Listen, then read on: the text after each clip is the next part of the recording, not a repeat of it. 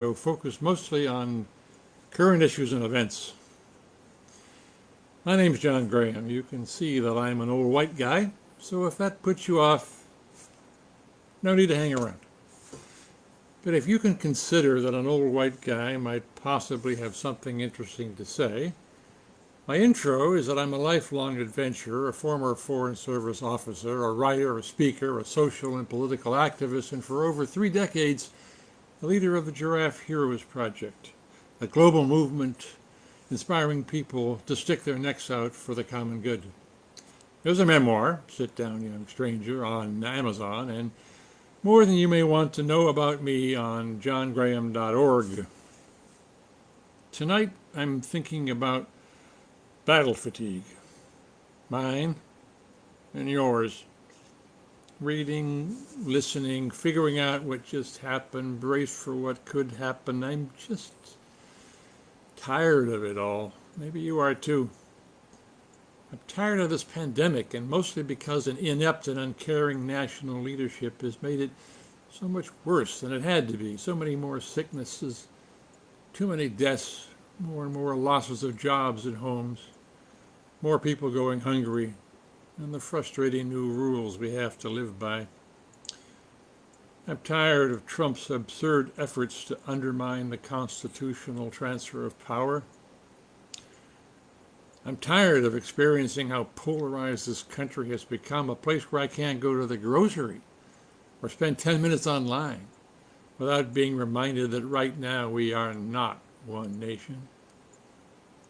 I know, this is Thanksgiving, and I should be saying how grateful I am, and I am grateful. At 78, I'm healthy and without economic worries, that I have a wife of 37 years that I adore, and a wonderful clan that will soon welcome a 6th great-grandchild. I'm grateful for my many friends worldwide. I'm grateful that it seems I've done some decent things with my life and that I'm not done yet. So yes, I'm grateful my life is good, but I know my life is embedded in a larger community, nation, and world where life is not so good. So I'm tired, and worried, and frustrated that it seems so hard today to solve or even address the kind of tough public problems that people of intelligence, energy, and compassion have been able to take on in more reasonable times. I'm old enough to remember how hopeful things looked following World War II, when Americans came together with brains and farsightedness to build and lead a new world order that had at least a shot at creating a level of peace and prosperity the planet had never seen before. Now, Trump has deliberately ended that leadership role, and global institutions are significantly worse off because of U.S. withdrawals and indifference. The United Nations, climate change efforts, trade come to mind. I remember Lyndon Johnson signing those crucial pieces of civil rights legislation and the vital Supreme Court decisions on race and the inspirational leadership of Dr. King.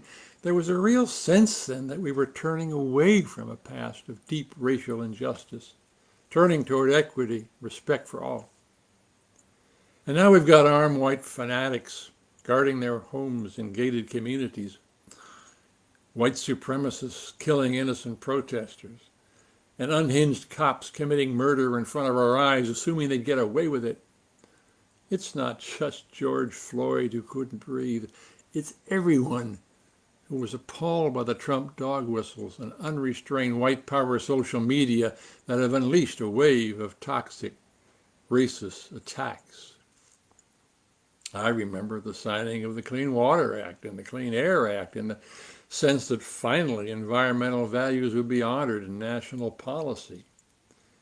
Now we have rich, thoughtless companies unleashed to despoil the most pristine and beautiful of our wildernesses. America used to be a place where inequalities of income were not extreme, at least not in comparison to the chasms we see today. Wages were high enough that one person could support a family with one 40-hour-a-week job. I'm no Pollyanna about the 50s and 60s. Americans tangled over different political beliefs, and those conflicts were intense over race, feminism, the Vietnam War. Still, it was rare for people to demonize each other the way they do today in a political and media culture that feeds on lies and baseless fears. I was walking down the main street of the village where I worked last week.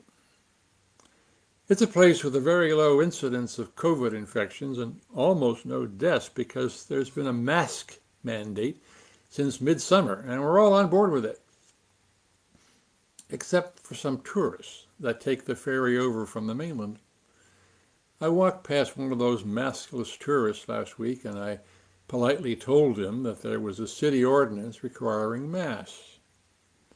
His response was a cascade of vitriol centered on my cowardice, my unwillingness to think for myself, etc., etc. When this man paused for breath, I reminded him that he was a visitor in my town, that our decision to require masks had made the place safe, not just for us, but for him to visit, and he had no right to unilaterally overrule us, and that he was endangering all of us by not wearing a mask. He was about to start swinging when his wife grabbed him and led him away. His last shouts were that he was going to be here for 3 days and would greatly enjoy breathing on the rest of us.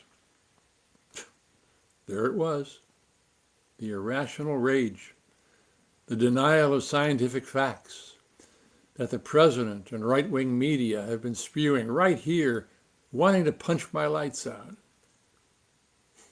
Disheartening, to say the least. I can tell myself that that maskless guy might be a wonderful father and might volunteer every Thursday afternoon at the soup kitchen at his church. Maybe I stepped on a landmine put in his psyche decades ago by some awful slight or loss. Maybe he was just having a very bad day, and maybe he's just an asshole. I suppose, like the rest of us, he wants his family to be safe and prosperous, and that's something we could talk about if we could get past the rage. The possibilities for common ground in this polarized nation are certainly there, perhaps not for irretrievably hardcore extremists of the right or left, but for the great mass of the rest of us.